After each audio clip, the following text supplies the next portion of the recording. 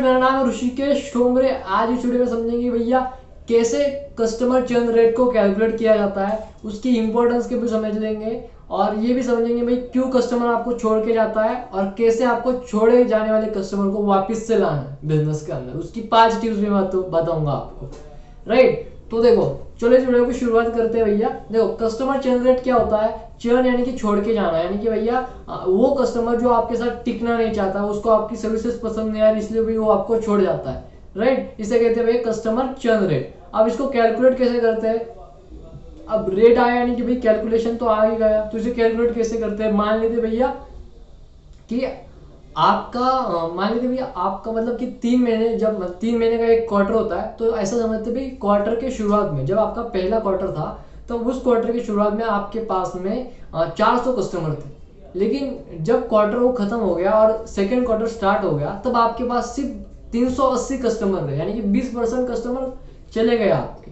अब 20% कस्टमर चले गए या फिर आप 20% कस्टमर चले गए, तो आपका कितना 20% नहीं, सॉरी 20 कस्टमर आपके चले गए, राइट। तो यहाँ पे होता क्या है कि इसको कैसे कैलकुलेट करोगे आप? तो जो कस्टमर आपको छोड़े गए 20 customer divide by total number of customer, मतलब कि भैया 20 छोड़ के गए तो 20 को डिवाइड कर दो 400 से। 400 तो टोटल नंबर था ना, क्वार्टर की शुरुआत में तो 400 था, क्वार्टर जब खत्म हो गया, नया क्वार्टर स्टार्ट हो गया, तो 380 बचा ना।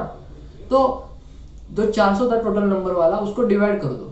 अब जो आंकड़ा आएगा वो होता है आपका चर्न रेट, यानी कि अपना चर्न रेट कितना होगा? वो होगा भैया 20%, यानी कि भाई 20% कस्टमर ऐसे जो आपको छोड़ जाते हैं, समझ रहे हो।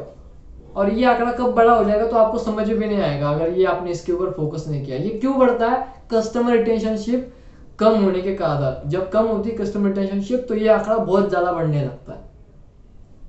आपका जो कस्टमर चर्न रेट है ना, वो 5% के नीचे होना चाहिए, समझ रहे हो। 5% के नीचे होना चाहिए, ज्यादा से ज्यादा 5% के ऊपर नहीं होना चाहिए। यानी कि 100 कस्टमर में से सिर्फ 5 ही कस्टमर होने चाहिए जो आपको छोड़ के चले जाए। लेकिन आपको ये कोशिश करना है कि उन 5 को भी वापस कैसे लाया जाए। तो देखो, एक रिपोर्ट कहती है, एक रिपोर्ट में ऐसा मैंने पढ़ा था कि भैया वहां पे ना 44% बिजनेसमैन ऐसे हैं जो कि भाई नए कस्टमर लाने के ऊपर फोकस करते हैं, जो कि गलत बात है। देखो, आपको हमेशा नए कस्टमर को लाने के ऊपर नहीं फोकस करना है। उसमें से देखोगे तो आप फिर आते भी 18% वाले एंटरप्रेन्योर जो कि भैया कस्टमर रिटेंशनशिप के ऊपर फोकस करते हैं, और बाकी जो होते हैं वो डेड होते हैं, यानी कि वो खत्म हो चुके होते हैं, वो मतलब ये बंद है, वो कुछ चले मर गए, वो समझ लो डेड है वो। तो ये जो होता है ना कस्टमर चर्न रेट, तो ये क्यों बढ़ता है? क्योंकि कस्टमर रिलेशनशिप पे फोकस नहीं किया जाता। अब देखा आपने कि भाई 18% ही कस्टमर एंटरप्रेन्योर ऐसे हैं जो कि कस्टमर रिलेशनशिप के ऊपर फोकस करते हैं, लेकिन भैया 44% ऐसे हैं जो कि न्यू कस्टमर को एक्वायर करने में फोकस करते हैं। इनके यहाँ पे चर्न रेट बहुत ज्यादा होता है, और यही बाकी चल के भाई डेढ़ के अंदर शामिल हो जाते हैं। मतलब कि ये कैसे होता है कि भैया ये किसी बोट में जा रहे हैं जहाँ पे भाई छेद है, और वो पानी वो ऐसे निकालते बाहर डालते, बोट से निकालते और वापस समंदर में डाल देते। तो ये मतलब कि डूबने के कगार पे ही होते ही, लेकिन थोड़ा बहुत न्यूट्रल में चल रहे होते हैं, क्योंकि भाई इनके पास नया कस्टमर के ऊपर ही ज्यादा पैसा लगाते हैं, और जो पैसा आता है उसे वापस नए कस्टमर के लगाते हैं, जिससे ये जल्दी डूबते नहीं है। लेकिन डूबना पक्का है, अगर कस्टमर रिलेशनशिप पे फोकस नहीं है तो डूबना पक्का है। तो भैया चर्न रेट कम क्यों होता है? 2 रीजन होते हैं कि भैया आपकी कस्टमर की जो प्रोडक्ट है वो पसंद नहीं आ रहा है, उसको कोई वैल्यू नहीं मिल रही है, और दूसरा रीजन भाई उसको आपकी कस्टमर सर्विस पसंद नहीं आ रही है, वो डिससेटिस्फाइड है, समझ रहे हो, वो डिससेटिस्फाइड है।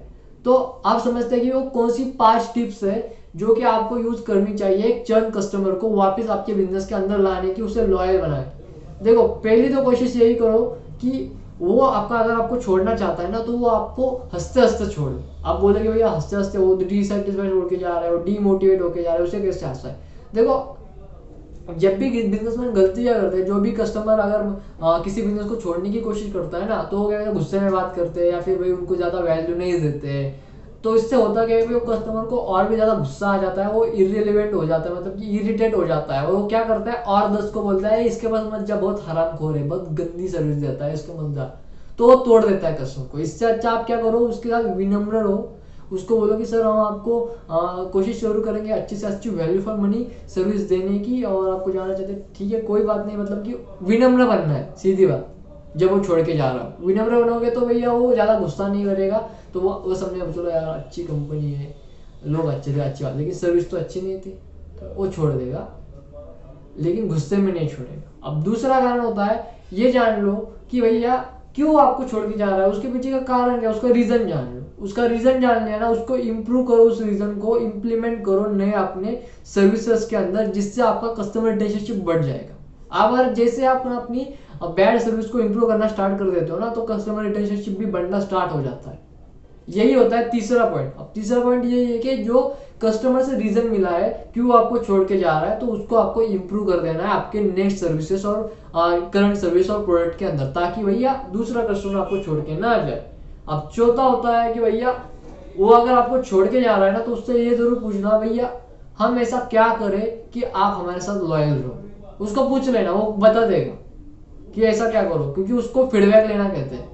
तो अगर आपको खुद बता देगा ना कि उसका अभी ये कमी है, ये वगैरह है, इसलिए वो छोड़ के जा रहा है, तो आपको उसके ऊपर काम करना पड़ेगा। भले आप अभी उसको उसका सोल्यूशन नहीं दे सकते, लेकिन फ्यूचर में आपको उसका सोल्यूशन देना पड़ेगा, तब वो जरूर आपके पास वापस आएगा।